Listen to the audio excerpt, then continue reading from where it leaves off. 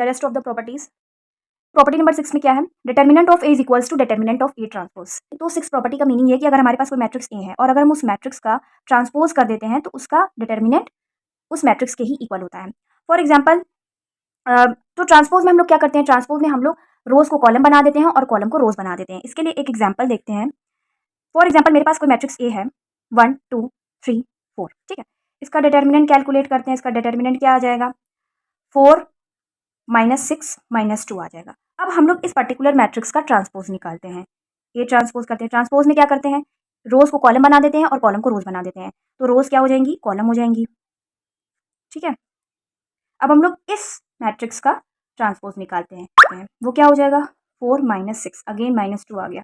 तो determinant of ए किसके equal आ गया, डिटर्मिनेंट ऑफ ए ट्रांसपोज के इक्वल आ गया, ठीक है। तो मैंने आपको इसको एग्जाम्पल से एक्सप्लेन कर दिया। तो ये एग्जाम्पल से वेरीफाई हो गया। तो now what is the seventh property, if 2 rows और columns are identical determinant of A will be 0। अगर मेरे पास कोई मैट्रिक्स है और उसकी 2 रोज या फिर 2 कॉलम बिल्कुल सेम है तो डिटर्मिनेंट ऑफ ए कैसा हो जाएगा, 0 हो जाएगा। इसके लिए भी एक एग्जाम्पल देख लेते हैं।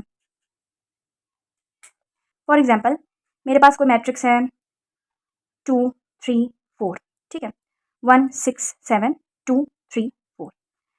तो इस मैट्रिक्स में क्या है, 2 रोज आइडेंटिकल है, बिल्कुल सेम है। इसी तरह से हम कॉलम के लिए भी एग्जाम्पल ले सकते हैं। फॉर एग्जाम्पल, मैंने ले लिया 1 2 5 9 3 7 1 2 5।